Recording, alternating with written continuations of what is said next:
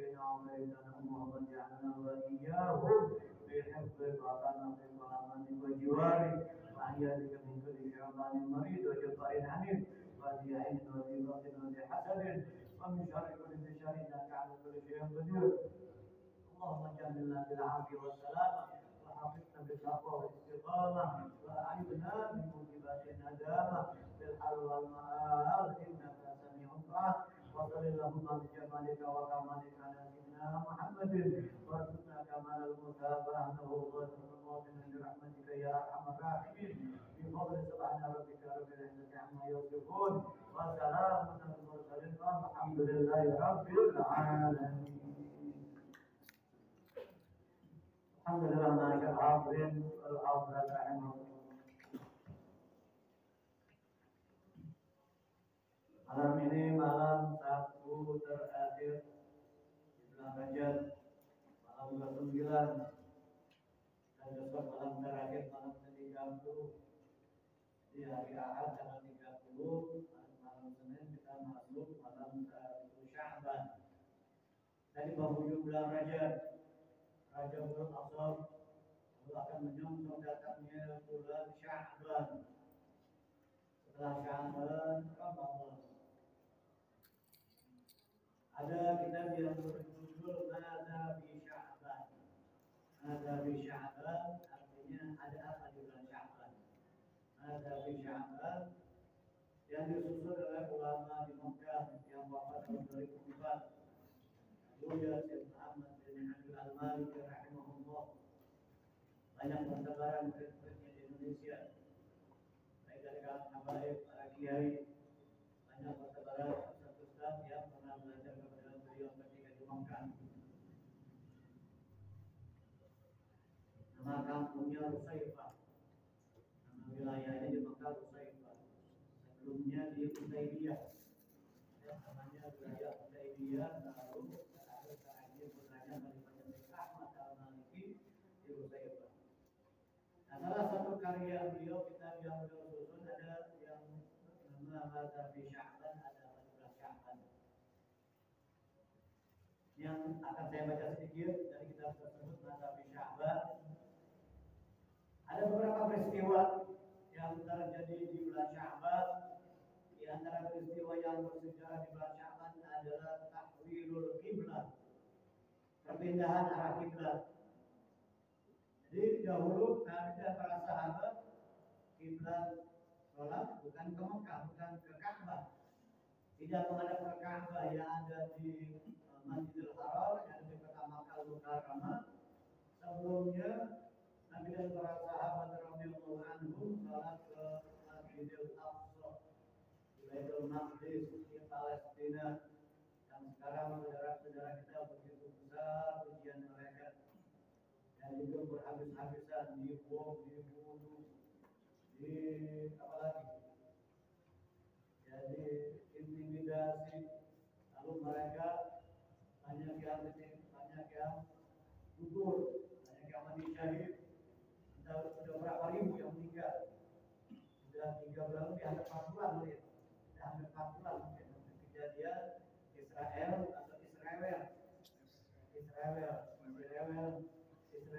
yang semoga Allah Ta'ala balas kekejaman mereka terhadap Palestina. Semoga Allah Ta'ala hancurkan Israel dan antek-anteknya, Amerika, Inggris dan yang lainnya yang mendukung Israel.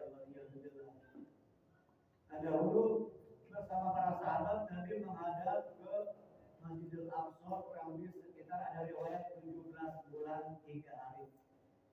Ada riwayat sekitar 17 bulan 3 hari. Ada di kitab ini disebutkan 17 syahran wa 3 ayyam. 17 syahran wa 3 ayyam. Kalau muslimun ila Baitul Maqdis, kaum muslimin Nabi beserta para sahabat salat ke Baitul Maqdis, Masjidil Aqsa sekitar 17 bulan 3 hari. Nah, setiap hari Nabi suka menengadahkan, mengangkat kepalanya ke atas, berharap Allah Ta'ala memindahkan itu kiblat ke Ka'bah. Karena beliau lebih menyukai dan lebih mencintai Ka'bah. Maka Allah Ta'ala langsung mengabulkan permohonan yang menjadi keinginan ke kekasihnya Nabi Muhammad SAW, maka turunlah ayat yang ada di surah Al-Baqarah ayat 144. A'udzubillahi minasyaitonir rajim. Qad nara taqalluba wajhika fis sama' falanwalliyannaka qiblatan tardaha fawalli wajhaka syatral masjidil haram wa haitsu ma kuntum fawallu wujuhakum syatrah. Kami telah melihat, memperhatikan, engkau senantiasa melihat, menengadahkan wajahmu ke langit, maka kami pindahkan ke kiblat yang kau ridhoi. Dan itu ayat membenarkan firman Allah Ta'ala yang lain. Allah membenarkan firman-Nya, wala sawfa yu'tika rabbuka fatarda. Tuhanmu akan memberimu segala sesuatu yang kau ridho. Itulah perbedaan Nabi Muhammad dengan nabi-nabi yang lain. Kalau Nabi Muhammad Allah Ta'ala berusaha, apa yang menjadikan Nabi Muhammad ini ridho, apa yang menjadikan beliau ridho, Allah Ta'ala berusaha selalu mengabulkan permohonannya dan selalu mencari sesuatu yang menjadikan Nabi ridho, senang. Sementara Nabi dan Rasul yang lain, mereka yang berusaha mencari ridho Allah Ta'ala. Sementara Allah kepada Nabi, Allah yang berusaha mencari ridho Nabi Muhammad Subhanahu. Sallu ala Nabi. Di antara perbedaan Nabi kita dengan nabi-nabi yang lain. Dan juga di bulan Sya'ban ada Raful A'mal, diangkatnya amal kita, dilaporkan kepada Allah Ta'ala, laporan tahunan. Bukan hanya bapak-bapak yang tugas, yang kerja, ada laporan ke atasan, laporan ke pimpinan, ada laporan pertanggungjawaban, LPJ, laporan, ya betul ya, LPJ, laporan pertanggungjawaban. Sekarang laporan pertanggungjawaban, saya udah dikasih foto dilaporin, kita laporan pertanggungjawaban. Jadi laporan tahunan Allah Ta'ala menerima laporan, catatan dan perbuatan perkataan hamba-hambanya dilaporkan oleh malaikat. Laporan yang besar-besaran yang tahunan di bulan Sya'ban, khususnya di malam nisfu Sya'ban. Ada yang laporan mingguan setiap hari Kamis dan hari Senin. Ada riwayat hari Senin juga. Laporan yang mingguan, laporan harian setiap asar sama subuh. Karena dua kelompok malaikat hapusan, sip-sipan gantian, malaikat penjaga siang dan malaikat penjaga malam. Yata'aqabuna fikum malaikatun bil-lail wa malaikatun bin-nahar. Yata'aqabun yatanawabun, bergantian, silih berganti hapusan gantian malaikat penjaga malam dan malaikat penjaga siang. Mereka yajtami'una fi salatil fajr wa salatil 'asr, mereka berkumpul di salat subuh dan salat asar. Di salat subuh malaikat penjaga malam siap-siap naik ke langit, sudah selesai jaga malam. Malaikat penjaga siang turun. Kelompok malaikat penjaga siang turun, mereka akan memulai menjaga siang. Waktu asar malaikat penjaga siang siap-siap naik, sudah selesai sudah jaga siang. Malaikat penjaga malam turun waktu asar. Maka Allah Ta'ala bertanya kepada mereka, kaifa wajadtum ibadi? Kaifa wajadtum ibadi, bagaimana kalian mendapatkan hamba-Ku? Kata para malaikat, atainahum wa hum yusallun wa taraknahum wa hum yusallun. Kami mendatangi mereka, mereka lagi salat, kami meninggalkan mereka juga mereka lagi salat. Subhanallah. Hamba-hambanya yang beriman, apalagi salatnya berjamaah. Kemarin 2 malam yang lalu kita merayakan Isra Mi'raj Nabi Sallallahu Alaihi Wasallam malam 27 bulan Rajab.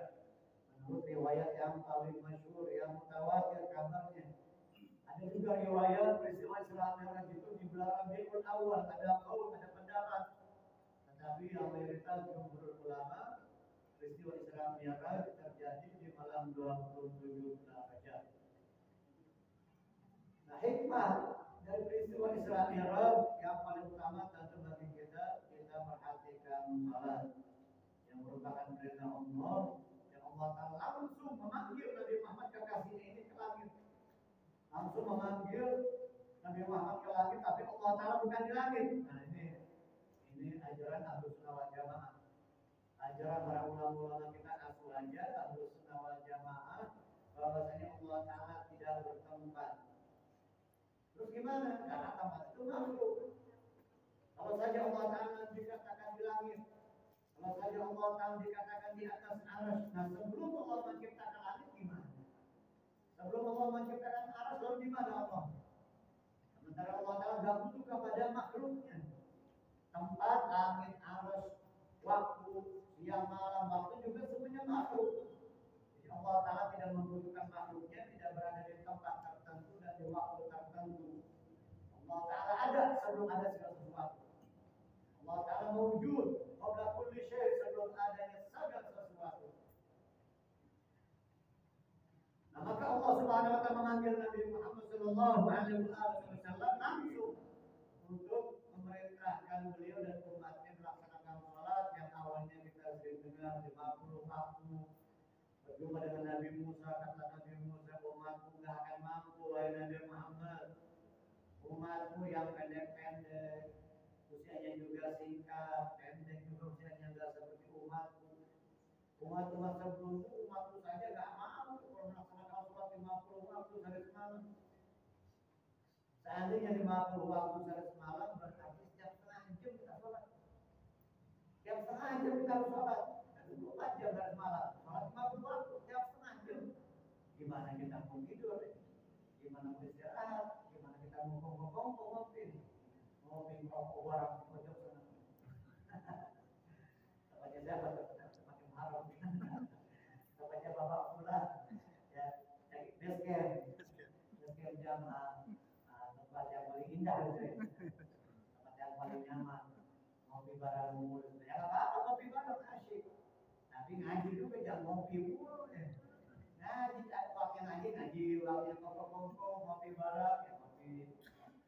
Tapi jangan lupa kita yang pertama adalah ngaji, karena mati nggak bawa kopi.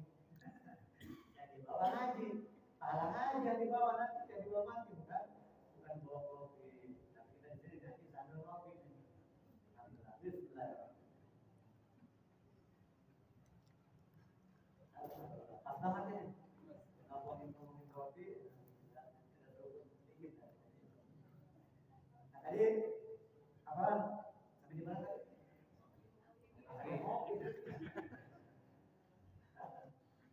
Jadi bergantian malaikat penjaga malam dan malaikat penjaga siang. Mereka berkumpul di waktu subuh dan asar. Coba seandainya sholat itu 50 waktu. Dan di situ ada hikmahnya. Kenapa hikmahnya? Kenapa Allah Ta'ala gak langsung saja mewajibkan kepada Nabi dan umatnya 5 waktu langsung sekaligus? Kenapa harus 50 dulu? Ketemu sama Nabi Musa, ketemu Allah Ta'ala lagi dikurangi 5 jadi 45. Ketemu lagi sama Nabi Musa turun. Lalu kata Nabi Musa masih kurang, minta lagi fas'alhu takhfif. Minta takhfif, minta diringankan lagi harus dikurangi lagi 5. Sampai berkali-kali, berarti sekitar 9 kali. Nabi berjumpa dengan Allah Ta'ala sengaja. Nah, di antara hikmahnya kata para beliau salihin, Allah Ta'ala sengaja ingin berkali-kali berjumpa dengan Nabi Muhammad. Dan sengaja biar Nabi Muhammad berkali-kali pula berjumpa dengan Allah Ta'ala Rabbul Alamin. Hanya Nabi Muhammad yang melihat, yang berjumpa dengan Allah Ta'ala ketika hidup. Nabi Musa di Bukit Tursina gak kuat melihat cahaya, langsung pingsan. Maka di waktu itu di malam Mi'raj, Nabi Musa melihat Nabi Muhammad yang baru saja melihat Allah Ta'ala. Jadi cahaya yang ada di wajahnya Nabi Muhammad yang baru saja berjumpa melihat Allah Ta'ala, maka Nabi Musa mendapatkan barokahnya, berkahnya, cahaya dari cahaya tersebut, cahaya wajahnya Nabi yang baru saja berjumpa dengan Allah Ta'ala Rabbul Alamin. Banyak hikmah di dalam peristiwa Isra Mi'raj. Nabi diperlihatkan oleh Allah Ta'ala hal-hal yang menakjubkan, diperlihatkan surga neraka. Itu yang dimaksud di dalam ayat linuriyahu min ayatina. Linuriyahu min ayatina. Subhanalladzi asra bi 'abdihi lailan minal masjidil haram ilal masjidil aqsa alladzi barakna hawlahu linuriyahu min ayatina. innahu huwas samiul basir. Apa makna alladzi baraka haulahu yang kami berkahi di sekelilingnya, di sekitarnya, sekitar Masjidil Aqsa Palestina, tempat barakah. Banyak kuburan para nabi di sana, apalagi para aulia wa shalihin. Lalu Allah mengatakan linuriyahu min ayatina, untuk kami perlihatkan tanda-tanda kebesaran kami, ayat-ayat kami kepada Nabi Muhammad. Dan juga Allah Ta'ala memperlihatkan Nabi Muhammad kepada nabi-nabi yang lain. Selain Allah Ta'ala mengatakan kami memperlihatkan tanda-tanda kebesaran kami, dan juga kami perlihatkan kebesaran kemuliaan Nabi Muhammad kepada nabi-nabi dan makhluk yang lainnya. Dan kenapa harus ditemani oleh malaikat Jibril? Kenapa enggak langsung sendirian aja Nabi? Diangkat ke langit, tujuh lapis langit sampai ke Sidratul Muntaha. Kenapa harus ditemani nama Jibril atau Jibril alaihissalam? Nah, di situ di antara hikmahnya kita kalau pergi-pergian jangan sendirian, cari teman berdua. Kamu serangan baik, ojo dewekan baik. Jadi jangan sendirian aja kalau kita pergi-pergi berdua. Di antara hikmahnya kalau kita jalan berdua, kalau ada apa-apa, ada yang nolongin, ada yang bantuin. Kita mau ke toilet, ada yang jagain barang kita, tas kita, koper kita. Kita mau sholat, jangan sendirian, di berjamaah. Itu di antara hikmahnya.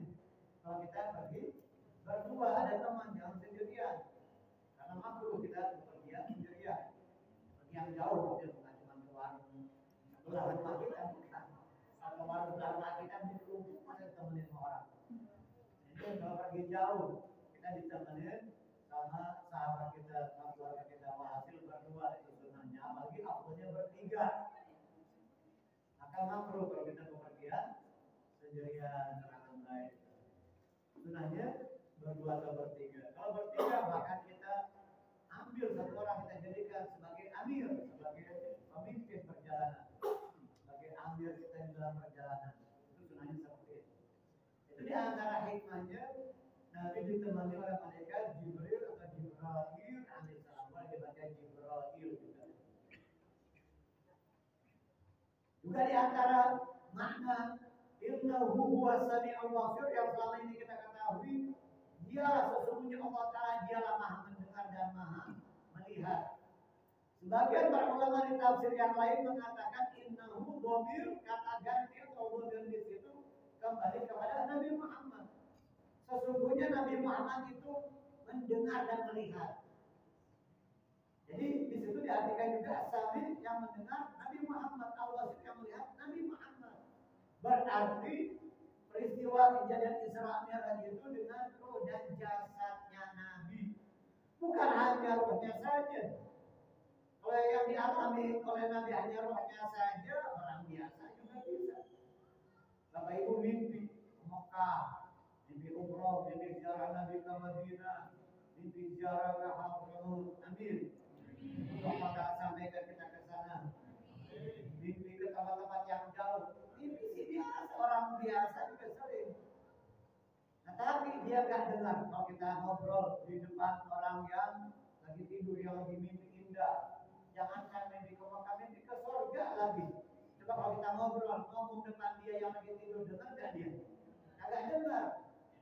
Kita duduk di samping orang yang tidur, dia lagi mimpi ke Mekah, ke Madinah. Dia melihat nggak kita ada di sampingnya? Nggak melihat. Tapi Nabi dikatakan innahu wasami'ul basir, Nabi mendengar dan melihat. Memang sebagian ahli tafsir mengatakan yang mendengar dan melihat di situ adalah Allah Ta'ala.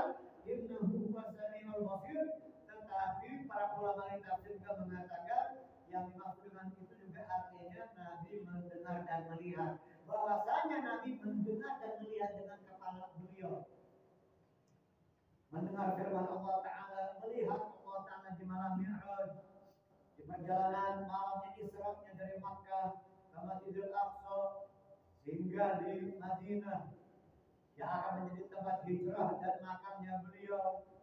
Nabi juga disuruh malaikat Jibril sehingga nalap berkah, nalap barokah, ngambil berkah bekas tempat munajatnya Nabi Musa tempat munajatnya Nabi Musa di Tur Sina, Bukit Tur Sina atau Bukit Sinai.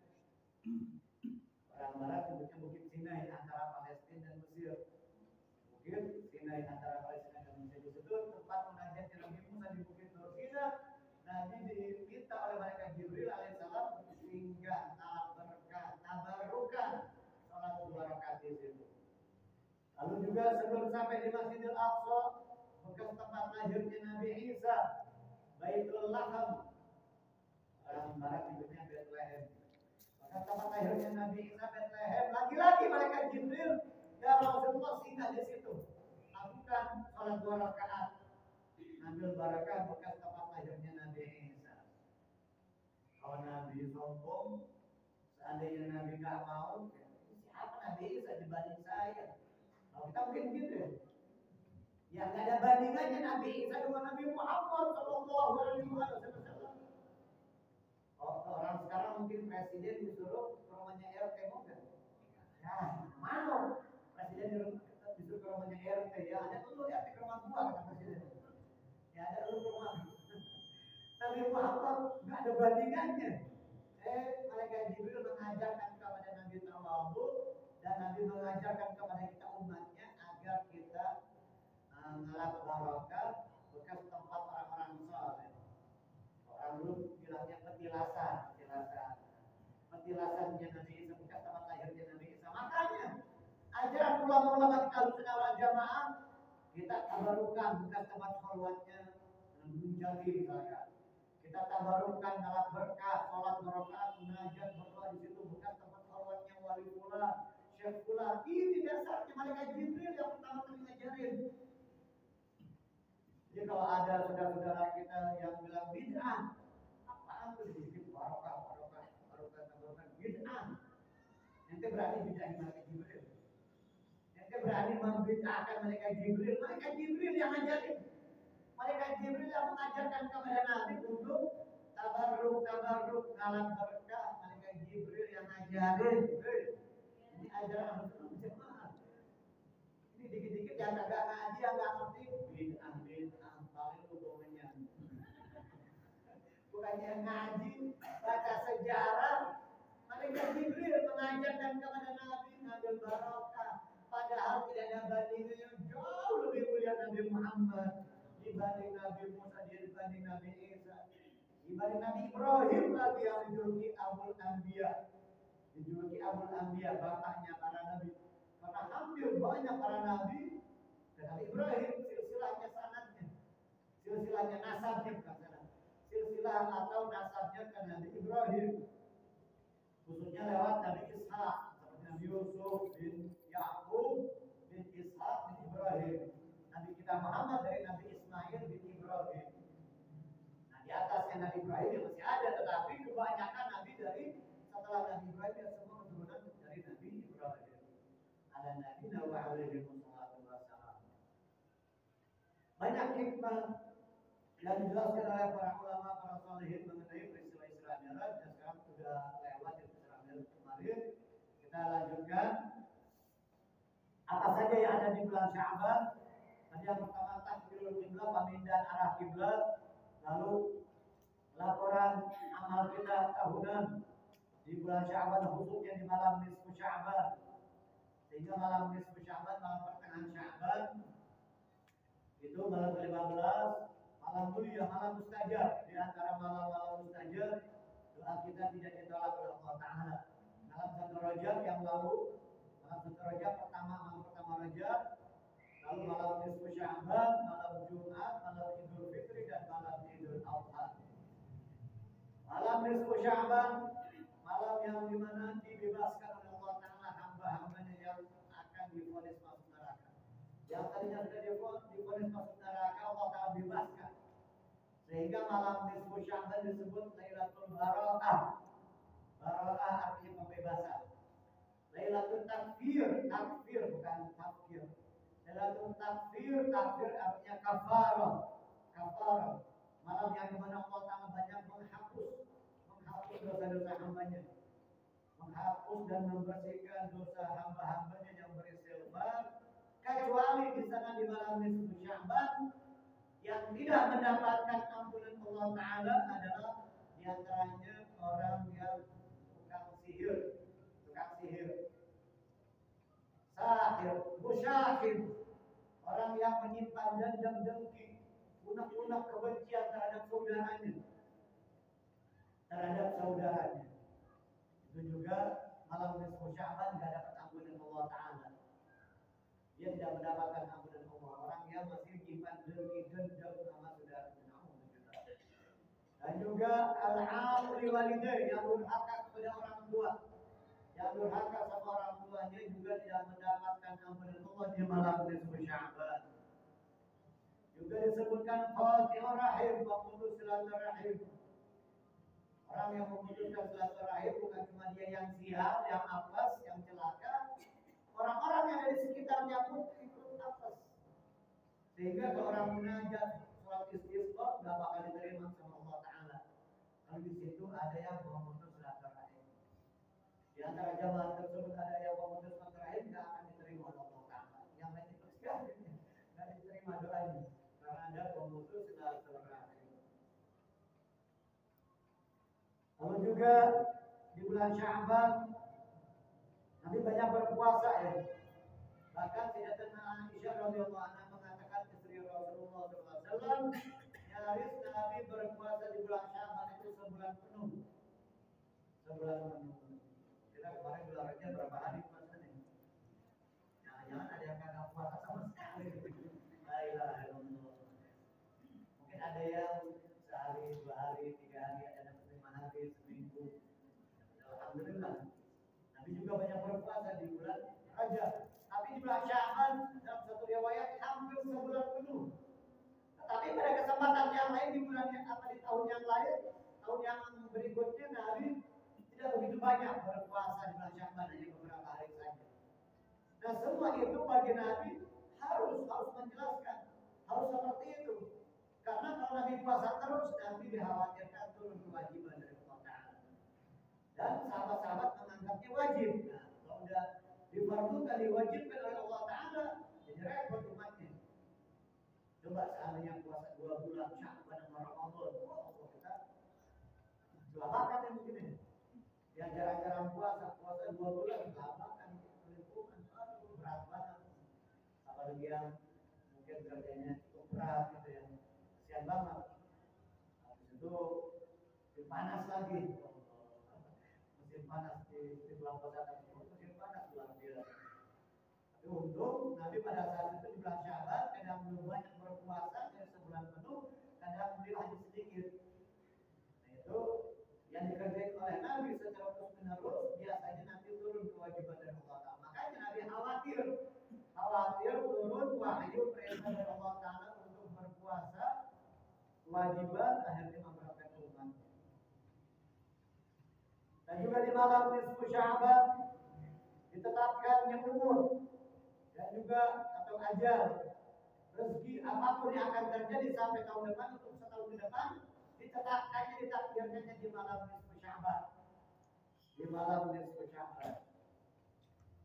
Dan juga ada amalan di bulan Sya'ban ini, setiap hari kita membaca doa yang dibaca di setiap hari bulan Sya'ban. Bismillahirrahmanirrahim. Doa yang berbunyi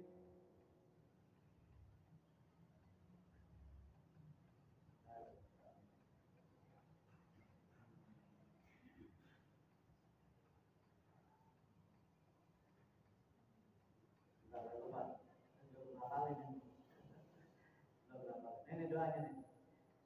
Bismillahirrahmanirrahim. Allahumma innaka ta'lamu sirri wa 'alaniyati faqbal ma'dzirati.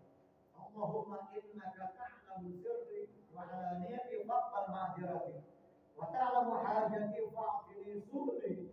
Wa ta'lamu ma fi nafsi faghfir li dhanbi. Allahumma inni as'aluka imanan yubashiru qalbi wa yaqinan sadiqan hatta a'lama annahu la yusibuni illa ma katabta li wa rabbini bi qada'i.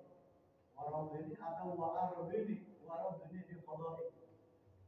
Itu dibaca setiap hari di bulan Sya'ban. Nanti saya kirim nanti saya kirim di grup ya, di grup masjid. Ini setiap hari dibaca, doa setiap hari dibaca di bulan Sya'ban yang insya Allah akan masuk nanti pada hari Senin. Besok satu tanggal 9, hari Ahad 30, satu Sya'ban hari Senin. Kalau bisa sambil puasa kita hari Senin lagi, tepat hari Senin bertepatan dengan hari Senin. Nah, hadirin hadirat rahimakumullah, kita baca sedikit dari Hidayatul Hidayah. Jadi kita akan tunda dulu di tafsir ini, cuma nanti setelah Lebaran nanti mungkin di sekolahan pengajaran baru nanti di bulan Syawal kita akan kembali melanjutkan tafsir. Sekarang udah tanggung karena ini saya pikir lebih penting, lebih utama. Di sini ada kemarin bacaan, ada sholat segala macam. Tafsir Al-Quran tidak wajib, bukan fardu ain. Fardu ain kita memahami tafsir, dan tidak diwajibkan, bukan fardu ain untuk memahami tafsir Al-Quran. Tapi alangkah bagusnya kalau kita memahami tafsir Al-Quran. Sementara di dalam kita lihat Hidayah kemarin ada penjelasan hal-hal mengenai sholat, jadi yang wajib kita ketahui fardu ain. Makanya masih kita lanjutkan Hidayatul Hidayah sampai nanti penutupan waktu. Insya Allah nanti di bulan Syawal setelah Lebaran Idul Fitri kita akan lanjutkan tafsir Jalalain ini. Halaman 156.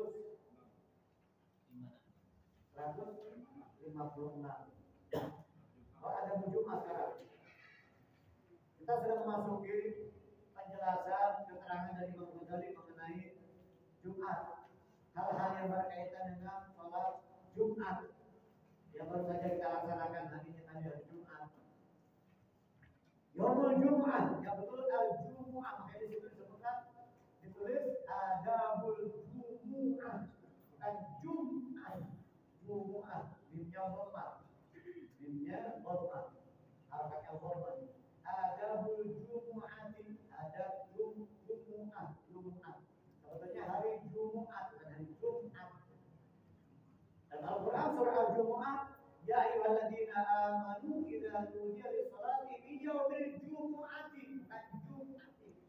Min yaumil jumu'ati fas'au ila dzikrillahi wa dzarul bai'. Dzalikum khairul lakum in kuntum ta'lamun. Fa idza qudiyatis salatu fantashiru fil ardi wabtaghu min fadlillah wadhkurullaha katsiran la'allakum tuflihun. Wa idza ra'aw tijaratan aw lahwan fadlu ilaiha wa tarakuka qa'iman qul ma 'inda Allahi khairun min al-lahwi wa min at-tijarah wallahu khairur raziqin.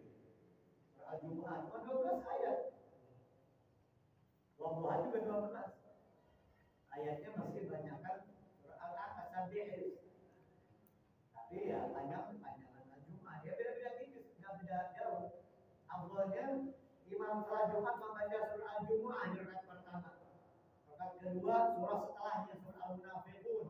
Idza ja'aka al-munafiquna qalu nashhadu innaka la rasulullah wallahu ya'lamu innaka la rasuluhu wallahu yashhadu innal munafiqina lakadzibun. Itu berarti sama panjangnya dengan surah Al-Jumu'ah. Alternatif kedua baru surah Al-A'la Sabihis sama hal ataka haditsul ghasyiyah. Karena kebanyakan orang baca Sabihis sama hal ataka. Padahal yang lebih utama yang awal surah Al-Jumu'ah sama surah Al-Munafiqun. Tapi masih mending Sabihis sama hal ataka. Karena banyak imam Jumat baca Wattini, baca Al-Takatsur, kuliah ya pendek-pendek banget, malas banget. Pas giliran khutbah yang panjang, teman panjang banget. Khutbahnya 30 menit, ada 40 menit. Ada pernah dengar ada khutbah 45 menit, ya Allah tegur itu kan. Kasih isyarat dari jauh sama pengurus. Apa bagaimana gitu ya? Panjangan sunnahnya itu khutbah lebih pendek daripada sholat. Jadi sholatnya lebih panjang. Sholat memanjangkan sholat dan memendekkan khutbah itu yang sunnah. Paling tidak kita ya sama lah. Yang khutbah 16-20 menit itu sudah panjang 20 menit. Rata-rata khutbah Jumat yang sedang tuh 15-20 menit. Di kedua khutbah itu antara 15-20 menit. Sholat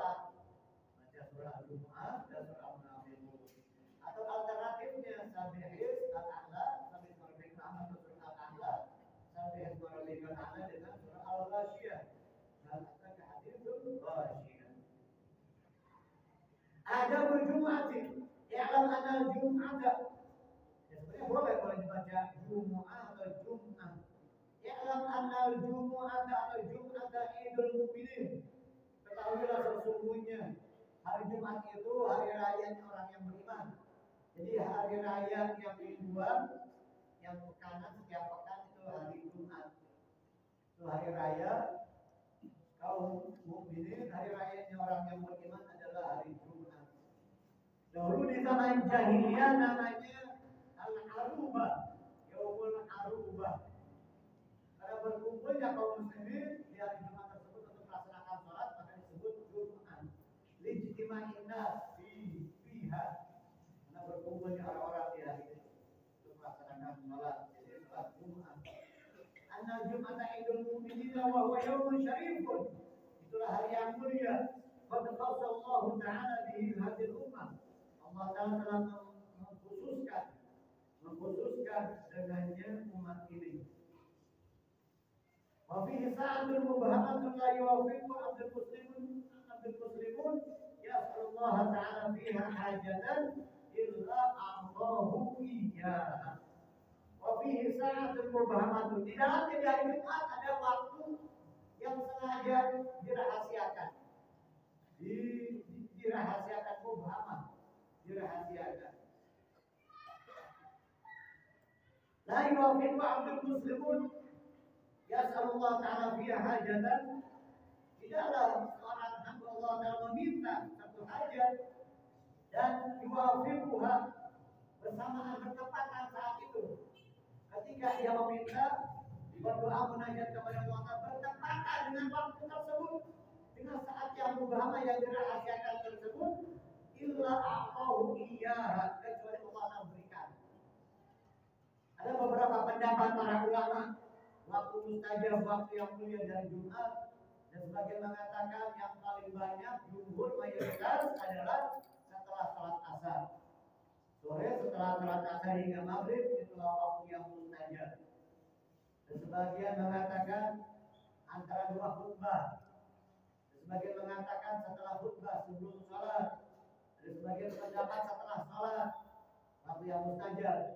Tetapi yang jumhur mayoritas para ulama mengatakan kebanyakan yang di hari Jumat waktu yang mustajab tersebut yang dirahasiakan oleh Allah Ta'ala adalah setelah salat asar. Dan para ulia, para ulama salihin, mereka menganjurkan agar kita memperbanyak sholawat di waktu asar tadi. Hari ini tadi ibadah asar yang disebut dengan sa'ah Fatimiyah. Waktunya Sayyidatina Fatimah radhiyallahu anha, putri Nabi sallallahu alaihi wasallam.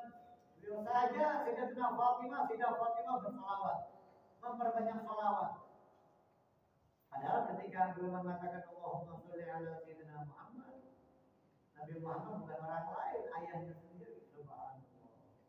Nah putrinya aja banyak baca salawat. Ente siapa? Malas baca salawat ini anaknya Nabi banyak baca salawatnya. Ya Allah Tuhan. Seharusnya umatnya yang harus lebih pantas memperbanyak salawat dibanding beliau putrinya Sayyidah Fatimah, Sayyidatun Nisa'il Alamin, penghulu putri yang paling mulia, wanita termulia dunia akhirat sepanjang masa, sepanjang sejarah. Sayyidah Fatimah juga ibunya adalah Sayyidah Khadijah. Ibunya Sayyidah Fatimah itu istrinya Nabi, Sayyidatina Khadijah radhiyallahu anha. Itu waktu yang mustajab. Ada beberapa pendapat di kalangan para ulama dia mengatakan setelah salat asar atau di sore hari. Waktu yang misterius, waktu yang sengaja Allah rahasiakan. Fasta'idalah yaumal khamis bitamdhil ikhtiar. Maka persiapkan engkau untuk menyambut hari Jumat dari hari Kamis. Yaumal Khamis. Yaumal Khamis sejak hari Kamis. Bitamdhil ikhtiar untuk membersihkan baju, membersihkan pakaian cuci, khususnya yang berwarna putih. Karena salat Jumat awalnya baju pakaian yang berwarna putih, jangan yang berwarna. Jadi jangan yang berwarna sering putih. Awalnya putih untuk sholat Jumat. Mungkin bapak-bapak di sini ada udah ganti kali ya. Ada juga yang belum. Kita ada Jumat masih pakai dua warna begini nih. Awalnya putih, weh. Awalnya putih kalau hari Jumat. Ya saya sih Rasulullah mungkin udah ganti kali itu.